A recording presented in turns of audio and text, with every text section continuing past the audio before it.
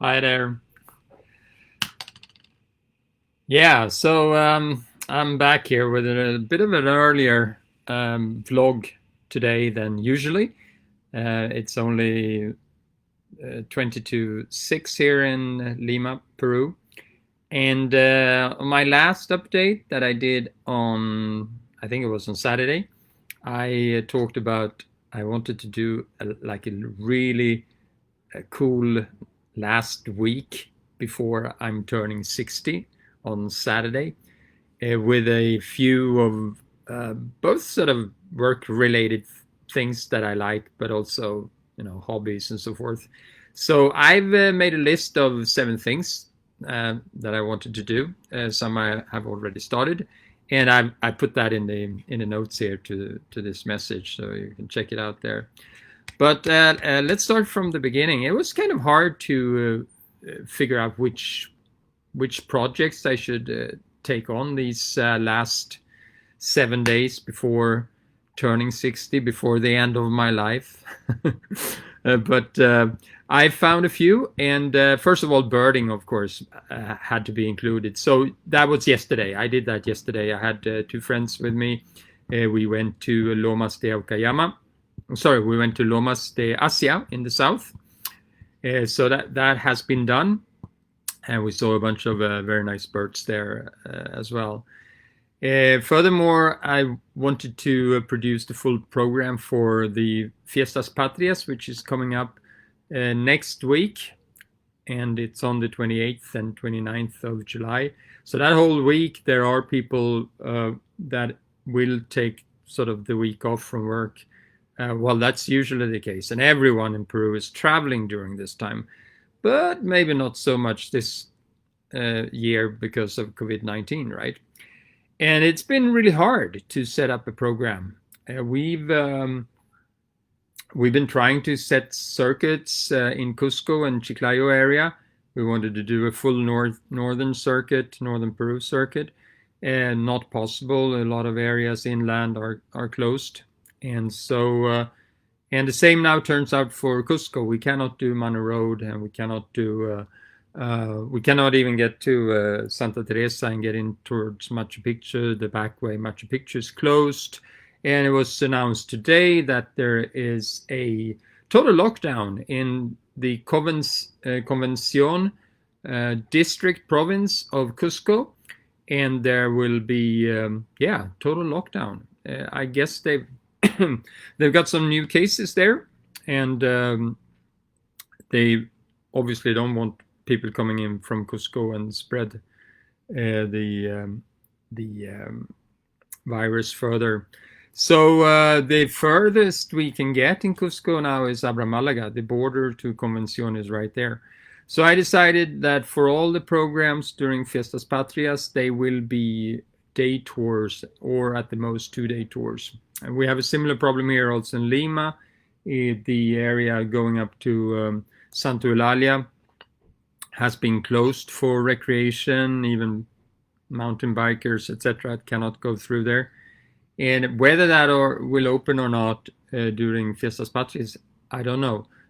But we will nevertheless not offer any overnight trips until possibly between the weekend 1st to 2nd of August, and then do a Santa Eulalia combined with Ticlio and Marca Pomacocha Road.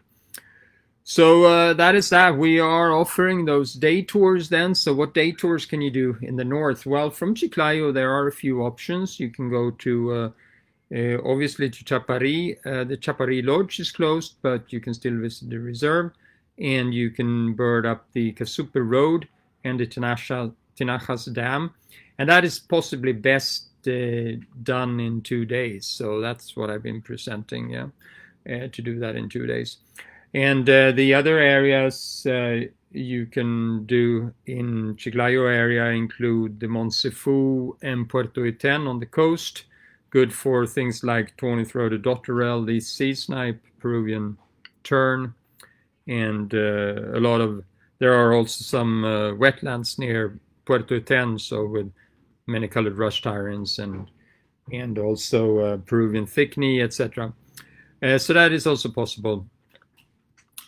Furthermore, we will be doing a excursion to Rafan, which is at the Pantanos, which is south of Chiclayo, and there you have the Peruvian plant cutter. Peruvian plant cutter traditionally is seen at Bosque Pomac, but that is also a national reserve, so very likely will that not be open either during this time. So we are doing Rafan instead, where we also find a Peruvian plant cutter. And in Cusco, well, we will be doing Abra Malaga. We will be doing the Encifra camp, where there are bird feeders for hummingbirds and also for seed eaters like chestnut-breasted mountain finch. So we will be doing that also. There's also a lagoon called Waipo, which is very similar to Lagunas Huacarpay, where you have a lot of wetland birds. And we will be doing the trip to Chonta, where you can see the condors, and also the road to Salcantay, where there are a bunch of Apurimac endemics. And here in Lima, I will continue with the day tours that I've been offering so far, so that's another thing. Third item I will have to try to do this week is to do some marathon training. I haven't really been super diligent with my running. It's not at the amount that I would like yet, but I still have been running every day. So since, yeah, I think it's like from the mid-May when I started. I started like mid-May, started running again, and since then it's only like 2 days that I've missed, and every day I've been at least doing 2-3 kilometers minimum, but most of the time even more than that. Right now I'm at an average of about 55 kilometers per week or so. So yeah, I'm looking forward to a good run. I'm gonna try to keep my heart rate below 133 during that half marathon that I will be running in hopefully less than 2 hours, but we'll see about that. And most likely I will do that tomorrow or the day after. Obviously I want to do some music stuff also. My when I'm 60 I'm too old to rock, right? So if I'm going to do my career as a rock and roll singer, it has to be in my 50s, right? Anyway, I've produced one video this year, and it was the bird party video. I have a few more songs that we still haven't produced videos for, and one that I wanted to do is Skula Lilla Vatten. So looking forward to that, putting that together with clips from the internet. And I have some, actually have some animated stuff that I can use also for that.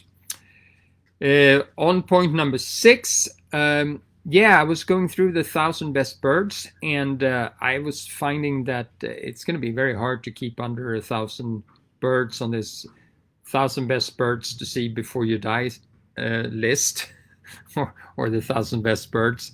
And I already talked about the criterion on the last vlog, but you should check that out if you haven't done that yet.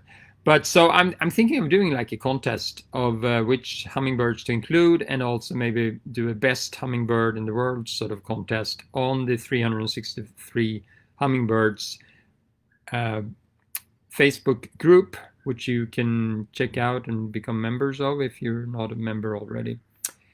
I forgot point number 5. Satipo Road, I already started the fundraiser, of course, but there is now well, you've probably seen the stuff that the people in Colombia are doing, the birding guides in Colombia. They put together a fundraiser for the bird guides and the people in the field and so forth. I tried here in Peru to initiate some of the friends, the other bird guides, but did not get that much response actually from the other companies. So each man to its own, I guess. We'll just have to try to do as best as we can here, and the people are sort of depending on our services and so forth, and very close to heart is the people on the Satipo Road, and the people that are working for me that right now are without any income.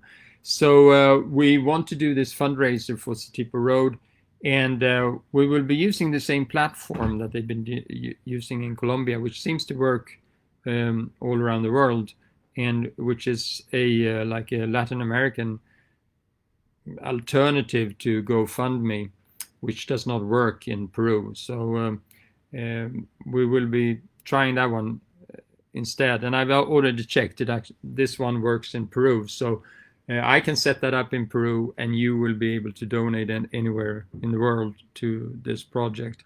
And why do we need money? Yeah, well, what we want to do at the moment that this big the restriction and traveling in Peru, when that opens up a little bit and we are able to get to the Satipo Road, we want to do a pilot trip, set everything up, and place our guide Juan there so he can start putting up feeders for hummingbirds and for tanagers, and also to start building walls between, or do separations, room separations in the building as it is today, and see what other needs are there. But I'm sure there's going to be quite a bit.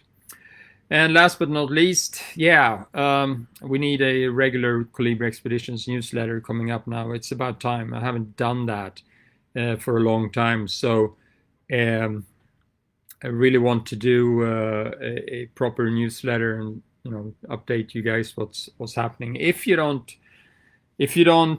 subscribe to the newsletter, the easiest way to do it is actually just open the blog, kolibriexpeditions.com/blog, and there is a little side bar there where you can sign up for the newsletter, or you will even get like a pop-up or so when you read something in the blog. So try to do that if you haven't done that already, and there will be news coming. And yeah, I think that was pretty much it. If you are planning to do any birding anytime soon, and even next year or the year after in 2022, there are a bunch of trips already uploaded on the Seven Wonders Birding and the Kolibri Expeditions web pages, and we will gladly take your reservations already. And if there's any sort of reason why you will need to change the dates or choose another trip or whatever, your deposit will not be lost, but you will be able to use that fully to another itinerary or another departure date. So if this COVID thing is sort of continuing beyond late 2020 then, and onwards to 2021, well, in that case, that it's not a problem. We will just postpone the trip to a later date. So anyway, thank you for tuning in. I see you next time. Have a good evening. Bye.